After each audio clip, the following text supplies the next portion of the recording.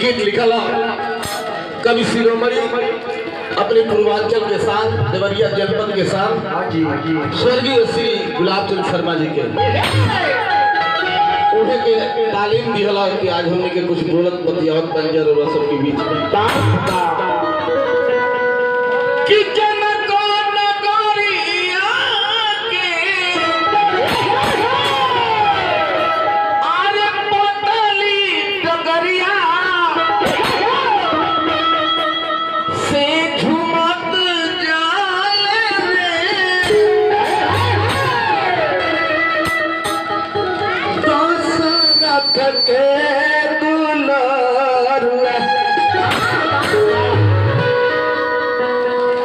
देखिए हमारा दयाराम भाई के तरफ से भाई ये कहते कोई बात नहीं है दया कैले मेरी यहाँ के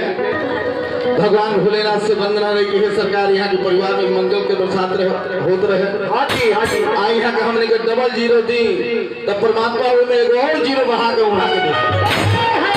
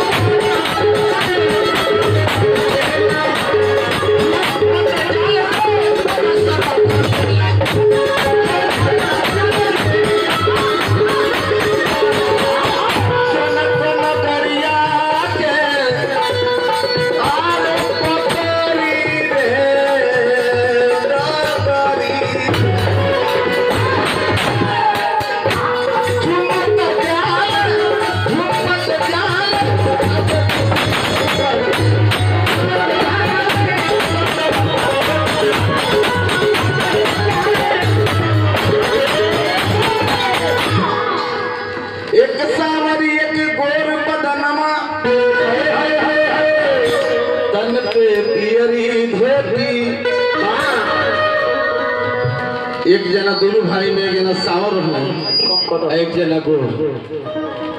तो एक सावर एक गोर बदनमा तन पे पियरी धोती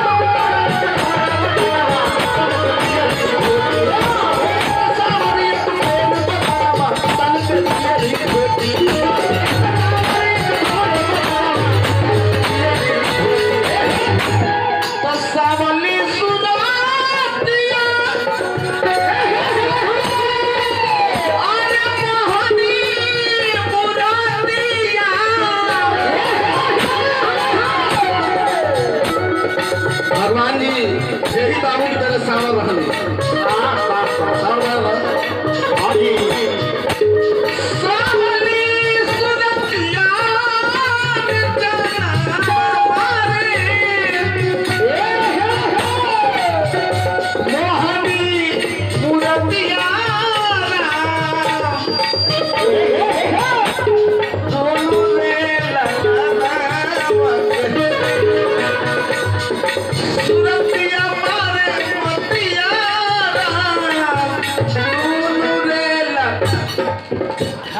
वही ना रोकले रहा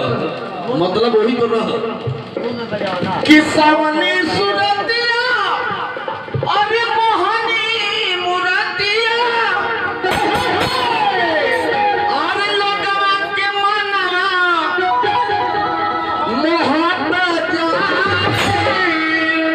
अरे मोहब्बत अब देसिया तू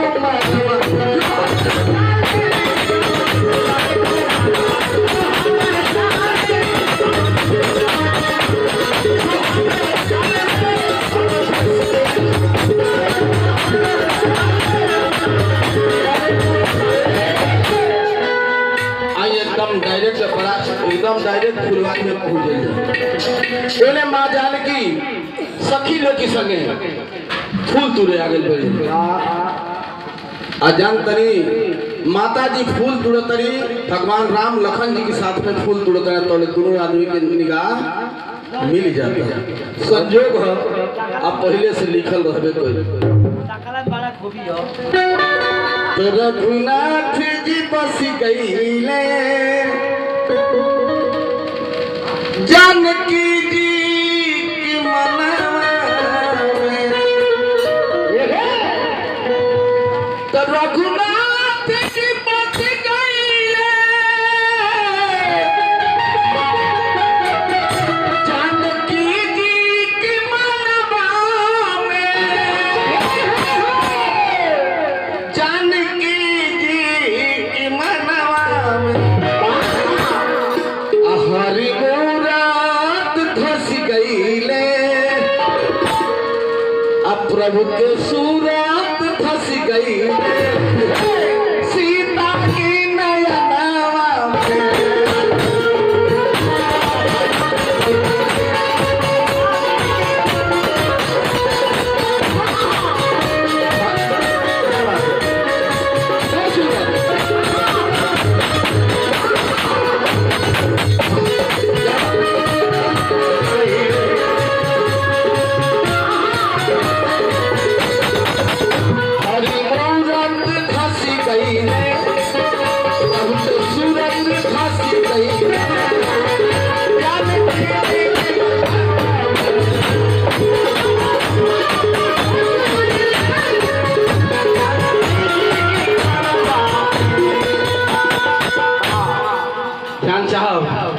कि जब चार नयन मिल गईले तब 64 फूल खिल गईले। तो स्वामी जी लिखले बनी जब 4 नयन मिल गईले तो 64 फूल खिल गईले। 64 को फूल कौन है और 4 गो नयन कौन है? भगवान राम के 2 आँख और माता जानकी के दोनों आँख जब आपस में मिलल तो 4 नयन हो गए। जब आँख से आँख मिलल तो माता जी तनी मुस्कुरा दे लिया तनी श्री राम जी मुस्कुरा दे। वही के कभी अपनी भाव में 32 को दांत इनकर और 32 दांत दोनों को वो जोड़ के 64 को तो कभी अपनी भाव में लिख लें कि 64 को फूल खिल गए। तो सिया जिया लगा ली हली अजमन चहली उपा गई प्रभु मूरत बसा ली हली श्री राम के चरण आई 2 लाइन के समाधि के होगी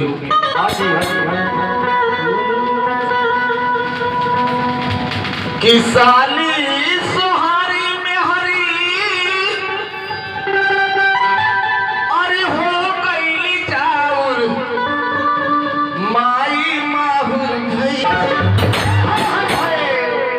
आज के समाज में जगह जगह ही समस्या बा कि माई के जवन जाड़ा में ठंडा में अपने लड़का पेशाब कर दी ऊपर रात भर माई गुजारा करी लेकिन नौकी माई लोग अला पर वो माई लोग के कुछ बुझते नहीं खेल। इस समाज के बहुत बड़ा समस्या बा शिक्षा के स्तर बढ़ता लेकिन सामाजिक स्तर घट रहा बा। नौकी माई और पुरनकी माई में का अंतर बा दया भाई? नौकी माई और पुरनकी माई में अंतर का बा? नौकी माई जब हाथ मुड़ी पुरनकी माई जब फेरे ली चाहे फेरत रहे तो मुड़ी पर बार जाम गए जमल आज जब नौकी आ गई ना मुड़ी पर हाथ फेरे ला तो सारा बाहर झड़ अंतर भले बहिन के कपड़ा फीस ना दिया सकेला ये समाज के व्यवस्था बा लेकिन सार के टॉप क्लास के ड्रेस जाए के चाहिए। अब तो फोन के युग हो गई बा अधिक से अधिक फोन में लोग बिजी रहता तो साली सुहारी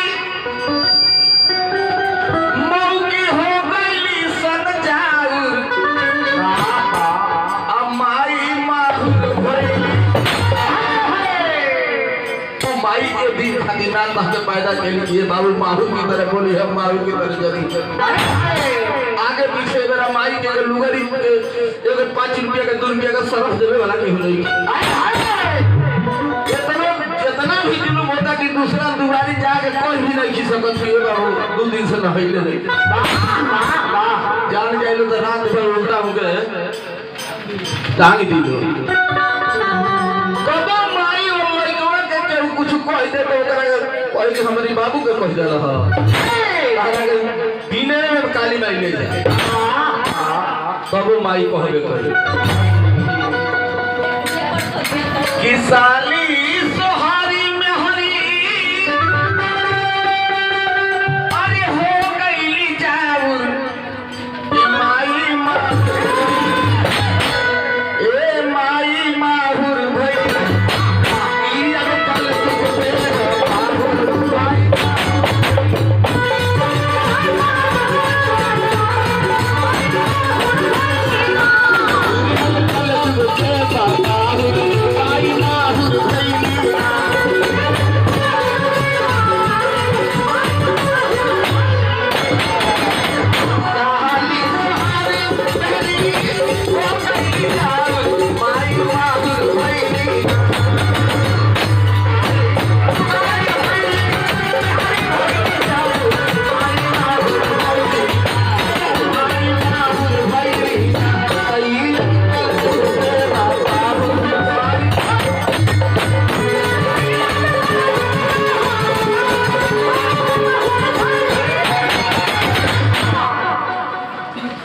कलयुग के पाहुन पाहुन मुझे नहीं बलिया जिला में बायना के पाहुन कहल जाला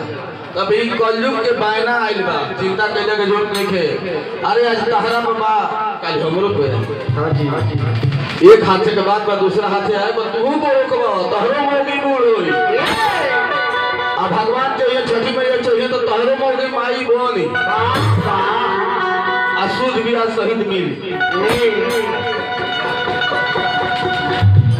दयाराम भैया की तरफ से एक सामाजिक गीत पर कैसे ऐसे गीत पर लोग इनाम ना देला हाँ कैसे सब लोग अपनी माई के लगभग सताइबे करेला